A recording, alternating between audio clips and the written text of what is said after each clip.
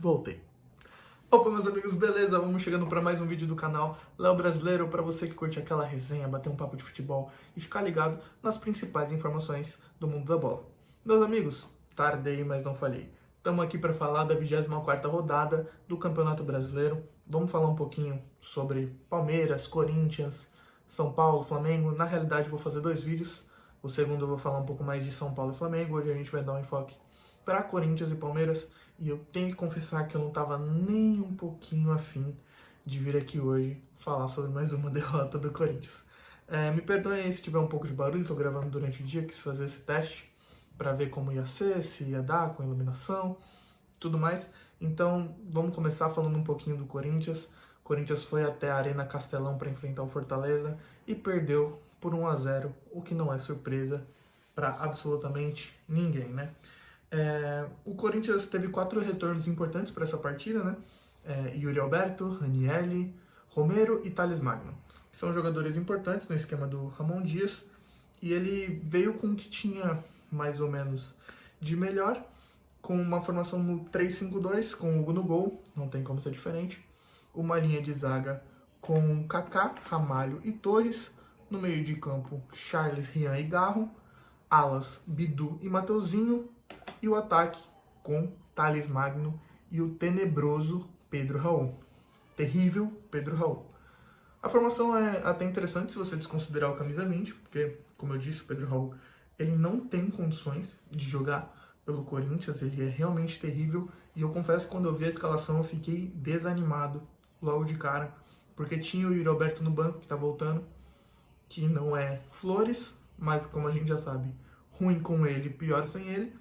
Então a minha expectativa era de não ver mais o Pedro Raul e, se possível, nunca mais com a camisa do Corinthians. Isso não aconteceu, o Ramon Dias escalou o Pedro Raul. Lembrando que o Roberto está voltando de uma lesão, ele voltou antes do previsto, tinha uma previsão de mais ou menos 30 dias, ele voltou, se eu não me engano, com 18, 20 dias, algo assim. E ele já estava treinando alguns dias, voltou, e eu estava na expectativa dele voltar à equipe titular. O detalhe é para Yuri Alberto, Romero e Ranieri no banco, e a ausência de Wesley no banco, que já foi negociado com a equipe do Cristiano Ronaldo, né, o Al Nassr.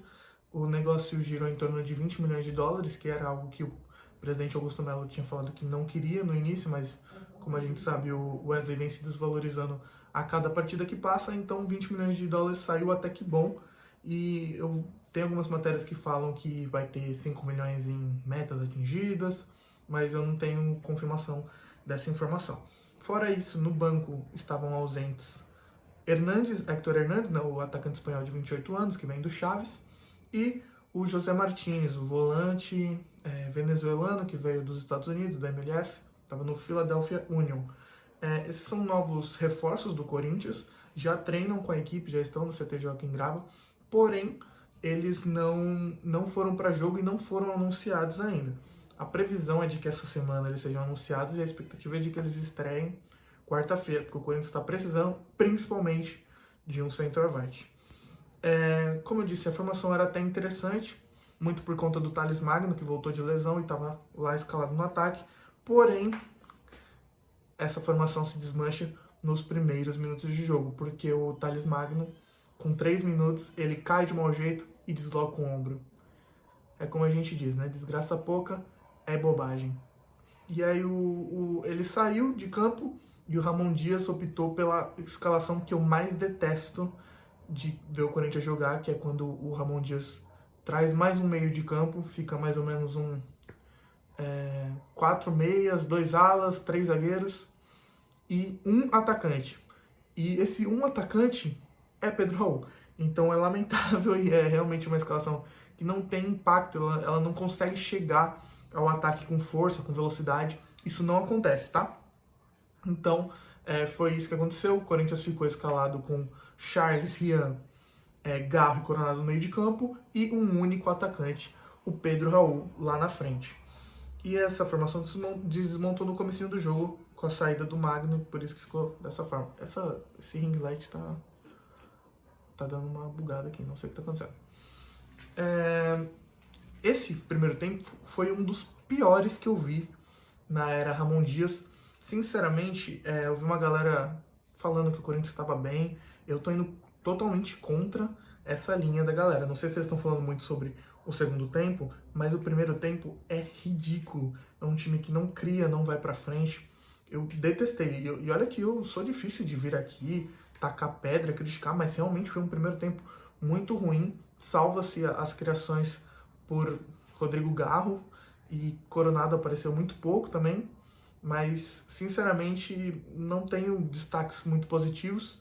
Teve uma jogada boa no primeiro tempo, que foi quando o Garro achou o Coronado, óbvio que esses dois tinham que estar envolvidos, e o Coronado achou o Bidu, fez um passe, um cruzamento para a grande área, e o Pedro Raul, olha que notícia inovadora, ele desperdiçou a chance, né? Não era um gol fácil de fazer, embora ele estivesse cara a cara, a bola vem muito rápido, o Bidu tem essa fama de cruzar muito forte, e a bola passa direto, ele resbala nela e ela sobe. Deu uma de zagueiro, o Pedro Raul, o que não é novidade para ninguém, né? Então, não tive destaques positivos nesse primeiro tempo. Acho que o time estava parecia desconectado da realidade, não parecia que estava lutando para sair da zona de rebaixamento. Simplesmente a equipe pareceu meio acomodada com o 0-0 em Fortaleza. Não sei se por o Fortaleza estar brigando por top 1 do brasileiro, que os caras falaram assim, se a gente sair daqui com o empate estava bom. Mas o Fortaleza também foi inexistente na partida, uma partida bem abaixo da equipe do Vojvoda, não apareceu muito bem, não teve muitas chances, não criou nada. Acho que também não tem muitos destaques positivos. E o segundo tempo, o Yuri Alberto volta, sai o Pedro Raul, graças a Deus, e o time volta melhor, começa a criar mais chances, parecia que estava agora buscando realmente os 3 pontos, só que o Yuri Alberto perde uma chance cara a cara. E aí, eu sinceramente defendi o Yuri Alberto, porque é um lance onde ele erra gravemente, era para ser gol, porém, o cara tá voltando 10 dias antes de lesão, o time realmente melhorou com ele, e o que aconteceu foi que ele teve um domínio errado, e por conta disso o zagueiro chegou prensando ele e não conseguiu ter uma vantagem de frente pro goleiro, né? Então o zagueiro chega prensando, ele perde uma chance que era clara de gol, era aquele XG, muito alto, de quando a chance de gol é muito alta, e Yuri Alberto desperdiçou. O Romero, eu acho que ele ajudou para essa movimentação do time melhorar, ele volta no segundo tempo também, só que não faz uma participação muito, vamos dizer, marcante, efetiva, não. Ele aparece, o time melhora, porém, nada de mais, vamos dizer. Só que depois, o Corinthians continua atacando, o Fortaleza parecia estar um pouquinho assustado com o jogo, e o Garro acha um passe lindo pro Yuri Alberto, como é de praxe, né? O Garro acha passe pro Yuri Alberto. E dessa vez o Yuri Alberto não vinha desperdiçando. Ele dá o toque na saída do goleiro, a bola vem entrando. O zagueiro tira em cima da linha. Como eu disse, desgraça pouca é bobagem, né? Então, permanece 0-0 no placar e pouco tempo depois vem o Fortaleza com uma bola achada. Não era um bom momento do Fortaleza no jogo e faz o gol, toca a bola por meio da área, passa por Mateuzinho, passa por um, passa por outro, e o Iago Pikachu, sempre ele entra naquela mesma categoria do Sacha, que parece que são caras que não são vistos, porque esse Iago Pikachu, ele sempre faz gol no Corinthians, ele sempre está em momentos importantes, e parece que nenhum time grande, por assim dizer, é que o Fortaleza agora vem bem, né, nesse campeonato, mas quem diria, né, que o Fortaleza viria bem, então ele, mais uma vez, mais uma temporada, não é visto por algum grande time, que é aquele jogador sem grife, mas que sempre faz os gols. O Fortaleza encontra o gol, o segundo tempo do Mateuzinho, no meu ponto de vista, é péssimo, porque ele falha no lance de gol, e depois ele falha em outra jogada que poderia ter sido mais um gol do Fortaleza. Porque quando o Fortaleza faz o primeiro gol, o Corinthians se joga pra frente, e aí quando o Fortaleza cria mais oportunidades. E aí o Mateuzinho erra a segunda vez e quase causa o gol da equipe de Fortaleza. Então o Corinthians perde mais um jogo que poderia ter ganho, porque o top 1, top 2 do Brasileirão não fez nada demais na sua própria casa, e o Corinthians perde um jogo que merecia um resultado melhor. Assim, o Corinthians permanece na zona de rebaixamento, com sérios riscos. atualmente está em 18º, isso, 18º, a 2 pontos do Fluminense, que é o 16º, é o primeiro time fora da zona. Nessa próxima semana o Corinthians vai enfrentar o Flamengo. Olha só que notícia boa, o Corinthians vai enfrentar o Flamengo pelo Brasileiro no domingo, às 4 horas da tarde. Vai ser em casa, né? Se isso pode dizer que é algo bom, porque recentemente o Corinthians em casa e fora é a mesma coisa, se não for melhor, fora de casa. Então o Corinthians vai enfrentar o Flamengo pela 25ª rodada do Brasileiro no próximo domingo, às 4 horas da tarde, na Neoquímica Arena. Nesta quarta-feira o Corinthians enfrenta o Juventude, por algum milagre o Corinthians ainda está vivo na Copa do Brasil, e vai enfrentar o Juventude no Rio Grande do Sul, nesta quarta, às 21 horas. Agora vamos falar um pouquinho sobre a parte de baixo da tabela do Brasileiro. O Fluminense venceu o Galo e deixou o Z4, está em 16º, o primeiro time fora da zona, é o time onde o Corinthians quer chegar. O Vitória perdeu para o São Paulo no Morumbi e ficou em 17º, um pouquinho acima do Corinthians, acho que ele está 1 ponto, se eu não me engano, vou conferir depois. 1 ponto acima do Corinthians em 17º, Corinthians em 18º, com 24 jogos e 22 pontos. O Criciúma perdeu em casa para o Grêmio, está em 15º, um pouquinho acima do Fluminense, outro time que o Corinthians pode brigar para sair, né, para não rebaixar, no caso. É o Criciúma que perdeu para o Grêmio, que agora já distanciou um pouquinho da zona, o Grêmio, né? Está em 15º, com 1 ponto a mais do que o Flusão. O Cuiabá tomou um amasso do Palmeiras e encostou na lanterna. O Cuiabá que até agora há pouco não estava na zona de rebaixamento, estava até que, vamos dizer, razoavelmente bem no campeonato, e agora vem decaindo, e perdeu para o Palmeiras na casa do Verdão. Verdão é muito feio falar Verdão. Mas perdeu para o Palmeiras na casa do porco. Por 5-0. E está na 19ª colocação. E por fim, o Atlético Goianiense, esse eu nem conto muito, está em 20º lugar. Perdeu também, perde sempre, é normal. O Atlético Goianiense é um time que deve cair no final do ano. E por falar no amasso que o Cuiabá tomou, que bom, né? Dessa vez foi bom o Palmeiras ter vencido. Vamos falar um pouquinho do jogo do Palmeiras. O Palmeiras venceu o Cuiabá por 5-0 na sua casa e teve um show do moleque de 17 anos, o Estevão, né? O moleque é um fenômeno, mas a gente já vai falar sobre isso. O Palmeiras veio com uma boa escalação. O Maurício tomou o lugar do Veiga na titularidade, eu vou comentar um pouquinho. Começou a equipe com 4-2-3-1, uma formação bem conhecida, bem básica. O Everton no gol, o Mike ganhou a vaga do Giai, que é um lateral direito argentino que bastante destaque, uma das maiores promessas do mundo, entre aspas, né? Que sempre tem essas pesquisas. Ele figurou ali entre as 10 maiores joias do momento, né? E o Palmeiras fez esse investimento nesse lateral. Ele parece não ter se firmado completamente, fez boas atuações, mas não se firmou completamente. E o Mike ganhou sua vaga na titularidade ali na lateral direita, só que saiu machucado. E eu vi até gente falando de aposentadoria. Eu acho que o Mike ainda tá um pouco jovem pra gente comentar a aposentadoria dele, até porque eu acho que é um lateral de nível altíssimo. Eu gosto muito do Mike, achei ele um jogadoraço, mas ainda não tem data pro retorno dele. Na dupla de zaga, o Naves, que é o menino da base, ganhou mais minutos, do lado do Murilo, que recentemente, acho que já tem algumas semanas, voltou de lesão e retomou o seu posto de titular. Na lateral esquerda tem o Caio Paulista, que veio bem contestado desde sua contratação, muito contestado mesmo, porque ele foi traíra com o São Paulo, né? E acabou indo pro rival, que pagou um pouquinho a mais. E agora ele finalmente vem ganhando minutos, e pode ser que com as lesões, né, até do Piquerez, ele venha realmente ser mais importante nos próximos jogos. No meio de campo começa com uma dupla de volantes que eu considero excelente, com Aníbal Moreno, que é um menino que chegou, não tão menino assim, mas é um jovem jogador que chegou aí no Palmeiras no início do ano. A tia Leila fez um investimento e caiu como uma luva, joga pra caramba e se destacou com muitas estatísticas, sempre muito presente. Ele teve acho que uma lesão só até agora e ele sempre está muito presente, sempre ajuda muito a equipe do Palmeiras e caiu nas graças do Abel, porque é aquele volantão raçudo, forte. Embora baixinho, ele é muito bom.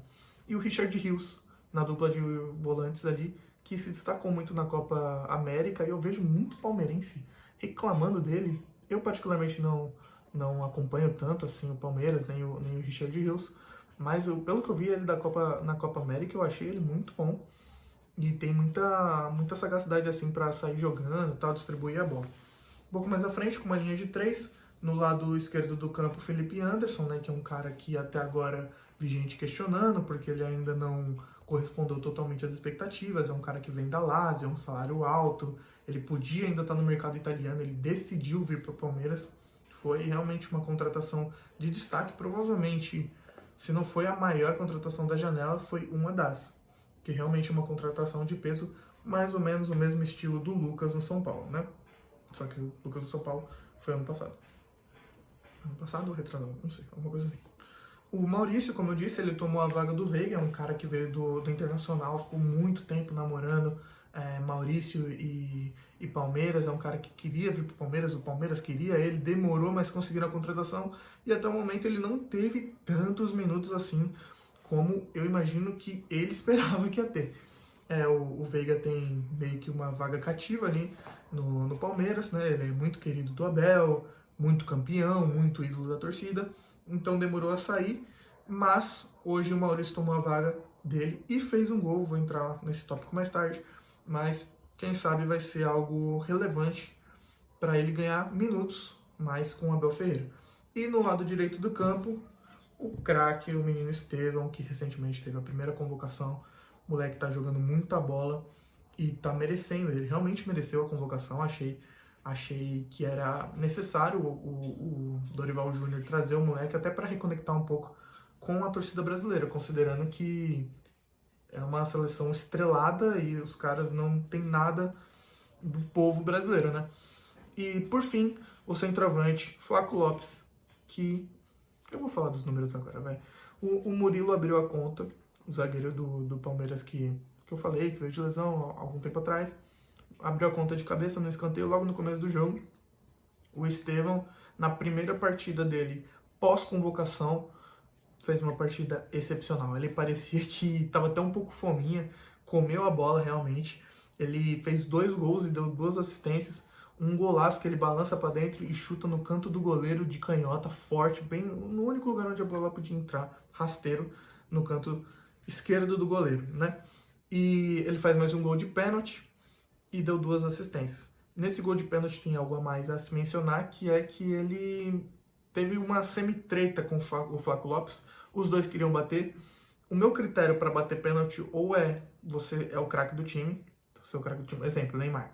O Neymar deve bater o pênalti, é o melhor cobrador, é o melhor jogador do time, então você bate o pênalti. Se o Estevão já tá nesse tópico, sou o melhor jogador do time, eu compreendo ele bater. Só que fora isso, eu dou a faixa, vamos dizer, eu dou a preferência pro camisa 9, que é o Flaco Lopes, na verdade o camisa 42, porque ele não deu sorte com os outros, a outra camisa que ele usou, e aí ele voltou a usar 42, mas é o camisa 9 do time, né? E teve essa treta aí entre hoje o melhor jogador do Palmeiras, que é o Estevão. Acho que não tem muito o que discutir, pelo menos em atuações, porque se a gente for falar de status, é o Felipe Anderson, mas em atuações é o Estevão, então é o craque do time, e o Flaco Lopes, que é o camisa 9 do time. E teve essa discussão, um queria bater, o outro não queria deixar, acabou que foi o Estevão, ele foi lá e guardou, tá? Fora isso, vamos destacar um pouquinho o Flaco Lopes, que fez outro gol. É um cara que é contestado pela torcida do Palmeiras. É uma torcida exigente, considerando os últimos anos, muito vitoriosa. E ele volta a marcar. É um cara que já tem 19 gols e 6 assistências nesse ano. São 44 jogos e 25 participações em gol do Flaco Lopes. Vem realmente voltando a se destacar na fase artilheira que ele teve no começo desse ano no Campeonato Paulista, tá? O Maurício marcou seu primeiro gol pelo Palmeiras no Brasileirão. Ele já tinha marcado um na Libertadores. E quem realmente estreou não, né? Mas, vamos dizer, tirou a zica, foi o Felipe Anderson, que marcou seu primeiro gol pelo Palmeiras. E vamos ver se isso vai ajudar a baixar as críticas sobre ele nesse momento, porque Ele até agora não tinha feito nenhum gol, nenhuma participação em gol, se eu não me engano. Talvez assistência. Vou confirmar, peraí. Confirmei aqui. Em 11 jogos ele tem apenas esse gol. Ele não fez nenhuma assistência, marcou o primeiro gol agora, né, nesse sábado contra o Cuiabá, e vem sendo criticado, e talvez até com um pouco de razão, porque até agora não se mostrou decisivo. O Palmeiras caiu na Libertadores, caiu na Copa do Brasil, ele não apareceu, não se destacou, pelo menos não com números. Então a torcida vem questionando, e vamos ver se agora ele vai engrenar, vai começar a fazer gol, porque é uma contratação de muito destaque, é um dos jogadores mais badalados do Brasil e também recebe um salário altíssimo, porque finalmente a Leila Pereira fez uns investimentos realmente mais estrelados, porque costuma fazer investimentos mais baratos e tudo mais. Então ele marcou o seu primeiro gol com a camisa do Palmeiras. Com esse resultado do Verdão cabuloso, o Palmeiras veio a terceiro colocado no Brasileirão, tá 4 pontos do Fortaleza, que é histórico, né? Essa colocação do Fortaleza é histórica, ele tá com 48 pontos e é o primeiro time na história do Nordeste a liderar o Campeonato Brasileiro no segundo turno. Formação do Villani, que eu falo durante a narração de Corinthians e Fortaleza ontem. Então ele tá em primeiro lugar, 48 pontos em 23 partidas. O Botafogo tem 47 pontos e 24 partidas, então tá um ponto atrás, só que já tem um jogo a mais que o Fortaleza. Em terceiro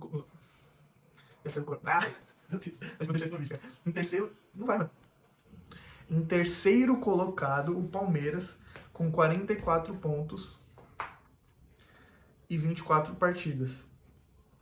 Em quarto colocado, o Flamengo, com 44 pontos também, só que tem um jogo a menos que o Palmeiras. E em quinto colocado, o São Paulo, que tem 41 pontos em 24 jogos. Beleza? Bem, meus amigos, fica aqui minha revisão de Corinthians e Fortaleza, minha análise do jogo entre Corinthians e o atual líder do Campeonato Brasileiro, e também de Palmeiras e Cuiabá, o massacre do Verdão para cima do Cuiabá, dentro de casa, show do Estevão, tudo mais, vocês já sabem. Deixa seu like, manda um comentário aqui embaixo, vamos trocar uma ideia, conversar um pouquinho mais. E logo logo tô voltando para falar de São Paulo e Vitória, e Flamengo e Bragantino, fechou? Então, tamo junto, deixa o like aí, se inscreve, falou!